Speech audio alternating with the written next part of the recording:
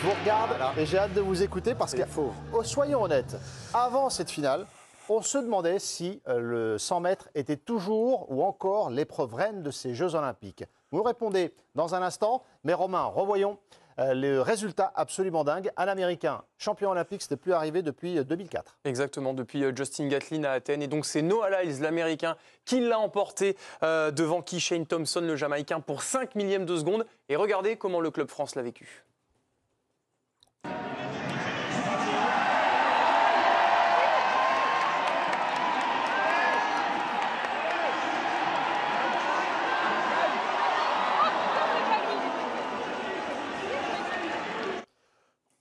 Il y a l'air d'y avoir un petit peu de déception chez certaines personnes. J'ai l'impression que c'était comme vous, mais ça, vous vouliez que ce soit le Jamaïcain, j'ai l'impression. Alors, c'est pas que je voulais que ce soit le Jamaïcain, mais quand on pense qu'on est champion olympique pendant 10 secondes, il y a eu la photo finish après et qu'on ne l'est pas, franchement, j'avais mal pour le Jamaïcain à ce moment-là. Mais depuis Usain Bolt, c'est la première finale du 100 mètres qui me procure autant d'excitation et d'émotion au moment de la vivre. Est-ce que ça témoigne du fait que c'est encore l'épreuve reine des Jeux Olympiques?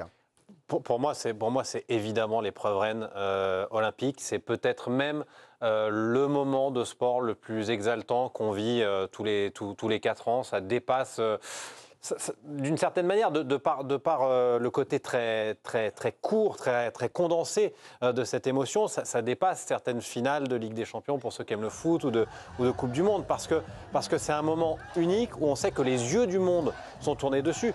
Moi, j'étais justement à la natation, juste après j'étais à un événement organisé par un équipementier sportif de natation. Tout le monde s'est arrêté, tout s'est arrêté, la musique s'est arrêtée et tout le monde a regardé cette finale, parce que ce moment, il est absolument unique. Quand Usain Bolt le survolait, ça marche aussi. Il faisait les deux. Quand il le survolait, on avait envie de le voir effectivement survoler le 100 mètres. Là, c'était serré. On a envie de voir ça. Non, c'est franchement, il y a peu de choses qui surpassent le 100 mètres. Alors, Romain, quelques indices sur cette finale, parce qu'on a vécu la plus belle finale de l'histoire des Jeux Olympiques en termes de suspense. Exactement, et la plus rapide aussi, puisque les 8 coureurs qui étaient en finale ont terminé sous les 9 secondes 91. C'est un record, en fait, c'est tout simplement jamais arrivé. Et en plus, c'était la plus serrée parce que Noah Lyles, l'Américain, a gagné donc en 9,79 pour 5 millièmes de mieux seulement, rendez-vous compte, que Keeshane Thompson. Et entre le premier et le dernier, il n'y a que 12 centièmes, c'est vraiment infime, donc c'était incroyable. On ne savait pas qui avait gagné quand ça s'est fini. Il a fallu attendre. Exactement. Et c'est long. Comme eux aussi. Moi, je pense que c'est long. Le 100 mètres, ça marchera toujours, déjà parce que le récit de la finale, c'est toujours très simple. C'est qui est l'homme le plus rapide du monde. En fait, c'est hyper simple comme présentation. Non, mais c'est ça. Donc c'est pour ça qu'on est toujours un peu tenu en haleine. Et en plus, pour nous, on a grandi dans la mythologie de ces finales-là. Des Carl Lewis, des Usain Bolt, des Shaw, des Maurice Green. C'est les fauves qu'on va lâcher. Enfin, moi, j'ai la chance d'avoir assisté à une finale du 100 mètres olympique. Laquelle? C'était en 2016 à Rio. Et il se passe un truc dans le stade. Il y a un truc, tout le monde a mal au ventre en fait. Non, mais le temps s'arrête, il y a un truc électrique, tout le monde se regarde, le silence se fait. Effectivement, comme le disait Timothée, on a l'impression que toute la tension du monde est là d'un coup et que d'un coup ça va exploser. Il y a un shot d'adrénaline. Il n'y a aucun sport qui nous donne ce shot d'adrénaline là sur 10 secondes. Donc moi, cette finale du 100 mètres, je l'ai regardée, j'étais la boule au ventre. Et j'ai pas été déçu du titre de Noah Lyles. Mais ça, je pense que si vous étiez déçu, c'est parce qu'à Tokyo, il n'y avait personne dans le stade. Et parce que Marcel Jacob, on l'attendait pas, l'Italien. Il y avait à l'époque, c'était juste l'après-Bolt. Il n'y avait pas encore des personnalités qui avaient vraiment émergé. Là, il y a quelques personnalités qui commencent à arriver, intéressantes, qui peuvent remettre le 100 mètres sur le devant de la scène. Vous savez qu'on dit tout. On va jusqu'au bout de la réflexion. Alors, franchement, on se disait, pourvu que ce ne soit pas Marcel Jacobs qui gagne. non, mais oui, rien contre lui personnellement. Mais en 4 ans, il n'a absolument pas porté le 100 mètres et le titre olympique pour justement que cette discipline soit au top. Mais rien contre Jacobs ou l'Italie. On lui dira quand même. Il a pris une petite balle perdue là. Mais on a diffusé beaucoup de meetings sur la chaîne, par exemple, des meetings prestigieux. On attendait Marcel Jacobs, on l'attendait, et puis rien quoi. Il a été beaucoup blessé. Il a été beaucoup blessé aussi, c'est vrai. Eric. Je crois qu'il s'est encore blessé d'ailleurs. Oui, c'est vrai, le pauvre. Ça pour le coup, c'était triste comme image. Peut-être que le karma des 4 ans fait que.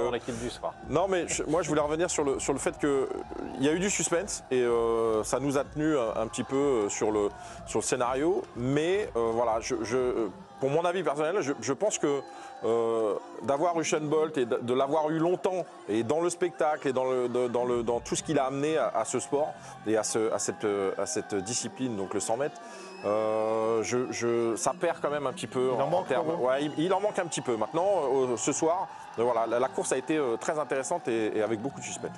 Christophe, est-ce que ça vous gêne qu'il n'y ait pas de star qui aille au-delà du simple 100 mètres peut-être comme avant? Est-ce que c'est ça qui peut être un petit peu la limite de l'épanouissement du 100 mètres? Moi, étant novice en athlétisme, c'est ma limite à moi en fait. C'est-à-dire que oui, ce soir, il y a eu une course bien entendu exceptionnelle. D'ailleurs, m'y connaissant pas, j'avais quand même vu que les temps déjà pour accéder à la finale, déjà fallait faire en dessous de moins de 9,92, je crois déjà, un truc comme ça. Donc j'avais déjà en tête qu'on allait avoir une finale déjà avec des scores qu'on n'avait jamais vu jusque-là. Malgré tout, moi je trouve qu'il il manque quand même ce Usain Bolt qu'on avait là et d'autres avant. Moi en fait, voilà, moi j'ai envie que ça déborde au-delà du 100 mètres et pour l'instant, moi je ressens pas ça. Je ressens pas plus d'émotion à regarder du 100 mètres qu'à regarder de la natation ou ce qu'on a eu en BMX ou d'autres sports. Honnêtement, moi je le regarde comme tous les autres sports, tout simplement parce que là j'ai pas une tête d'affiche. Je pense à Simone en gymnastique là. Simone Biles. Voilà. Tu l'identifies bien. Voilà, ça c'est une star. Elle rayonne au-delà. D'ailleurs, elle a fait la une de l'équipe et tout ça. Je ne sais pas si demain ils feront la une ou pas, mais en tout cas, quand on parle d'elle, les gens savent qui c'est. Là, je suis sûr que demain, Noah Lyles, là, honnêtement, j'en parle dans ma famille ou autour de moi. Je pense qu'ils l'ont découvert aujourd'hui. Et c'est ça, moi, qui me manque en fait. On peut tenter l'expérience. Si vous posez la première question, tu as vu Noah Lyles et si on dit, tu as vu l'homme le plus rapide du monde qui a gagné le 100 mètres? Et là, peut-être on peut vous dire oui. Oui, ça oui. Mais justement, moi, c'est ça qui me manque. Moi, il me manque cette tête d'affiche, cette figure de proue qui fait que ça rayonne au-delà. Et du coup, on vient aux Jeux Olympiques et on regarde les Jeux Olympiques pour ça. Avant, enfin, honnêtement, avec Usain Bolt, on regardait les Jeux Olympiques parce qu'il y avait Usain Bolt en fait. C'était vraiment, on voulait voir ça. Tout le monde voulait aller au stade pour ça. Aussi bien aller voir le 4x100 mètres que le 200 mètres que le 100 mètres. Et Bolt, c'était une star et en plus, il a éclaté des records. Donc, moi, c'est ça qui me manque. Il a tout fait. Il a mixé le soir. Il a mixé en plus le soir. Voilà. Non, mais voilà, moi, c'est ça qui me manque. Après, ça correspond à une période du sprint mondial. C'est-à-dire que moi je fais un petit peu le parallèle avec la période de Messi-Ronaldo au foot qui a un petit peu agi comme un miroir déformant pour nos yeux. On avait l'impression que derrière tout était fade parce qu'en termes de personnalité, en termes de performance, le curseur ils l'ont placé très très haut. Mais moi, enfin mon avis c'est que de façon ancestrale, et là-dessus je suis plutôt d'accord avec ce que disait Georges, on s'est toujours de tout temps, à toutes les époques, posé la question de savoir qui était l'homme le plus rapide du monde. Mais moi je trouve que le sprint, en fait, surtout le 100 mètres, il y a toujours eu une intrigue. En fait, tu as eu à un moment donné l'intrigue de savoir si Bolt allait abaisser son record parce qu'il n'avait pas de concurrence. Aujourd'hui, on a une course qui est ouverte avec un Noah Lyles qui n'était pas dans les 2 ou 3 favoris au départ de cette finale. Et puis, tu as eu aussi à un moment l'antagonisme Jamaïque-États-Unis. Donc en fait, pour moi, il y a toujours eu autour de cette course une tension particulière, une attente particulière qui fait que, c'est vrai, Christophe a raison, les stars, ça t'amène un truc en plus en termes de personnification. Mais pour moi, la discipline en elle-même peut se suffire. Après, ne soyons pas trop durs, je pense, avec Noah Lyles ce soir. Oui, le fait qu'il n'est pas connu, si on va sur les Champs-Élysées, que peut-être personne va le pointer du doigt en disant « Hey, Noah Lyles !» Mais ça reste une performance. Non, mais surtout, c'est une star de l'athlétisme. Mais souvenez-vous, et il a un quadruplé énorme sur ses exactement, JO mais aussi, avant Pékin, alors Usain Bolt avait déjà battu le record du monde, mais il n'était pas non plus une superstar. Il est devenu une superstar parce qu'il se tape le torse en battant le record du monde du 100 mètres. Et puis parce qu'il met 15 mètres à tout le monde. Il met 15 mètres à tout le monde. La ligne d'arrivée.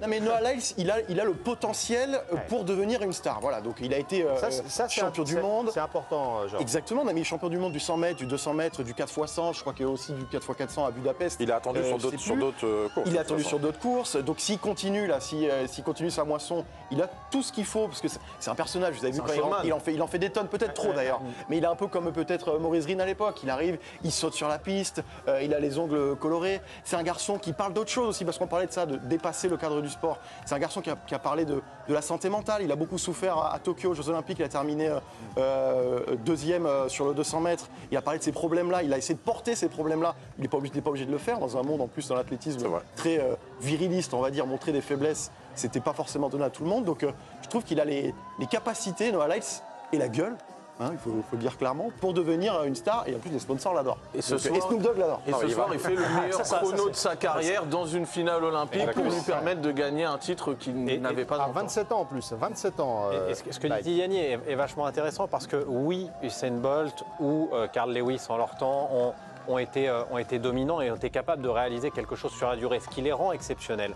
Mais on sait que cette discipline, elle est extrêmement précaire, elle est extrêmement fragile. Et que le but, c'est qu'une fois tous les 4 ans, il faut être dans la forme de sa vie, faire 0 erreur, arriver mentalement focus. Et moi, quelque part, le fait qu'il soit connu, pas connu, je m'en fiche un peu. C'est Situs, Altus, Fortus, c'est le plus rapide tous les 4 ans. Et bien lui, c'est Noah Lyles. Et il rentre dans cette histoire-là. Et tant pis s'il n'y a pas d'après, et tant pis s'il n'y a pas d'avant. Moi, je suis... Enfin, à l'impossible, nul n'est tenu, donc je réclame pas la durée chez ce garçon. Je dis juste, chapeau, t'es dans l'histoire de l'épreuve reine des Jeux Olympiques. Je retire tout ce que j'ai dit sur Marcel Jacobs alors. Bah oui. Non mais c'est vrai, tout ce que vous dites là me fait écho et donc je retire ce que j'ai dit sur Marcel Jacobs. Il a été roi un soir aux Jeux Olympiques, donc ça lui restera effectivement. On va aller au Club France. Tiens, Anne-Sophie a rencontré les fans là-bas au Club France et elle leur a posé la question au sujet du 100 mètres. Et vous allez voir qu'il y a un mot qui revient, une expression qui revient très souvent. Pour moi, c'est l'épreuve quand même reine des JO, le 100 mètres et surtout le 100 mètres homme. Donc on était hyper contents qu'ils le retransmettent. Voir ça, c'est quand même un des événements phares des JO, donc c'est super cool. C'est quand même l'épreuve phare avec la natation, je dirais. Ouais, pour moi, en tout cas, j'étais content de le voir, je voulais le voir. C'était un moment merveilleux, c'est un des temps forts des Jeux Olympiques et le 100 mètres, ça a toujours été mythique. Voilà, c'est l'épreuve reine. On leur avait demandé juste leur idée sur ce 100 mètres et ce sont eux qui ont utilisé spontanément cette expression. Le 100 mètres donc remporté par l'Américain Noah Lyles, le premier Américain depuis 2004 à remporter la médaille d'or et c'était la finale la plus serrée de l'histoire des Jeux Olympiques. On vous le rappelle.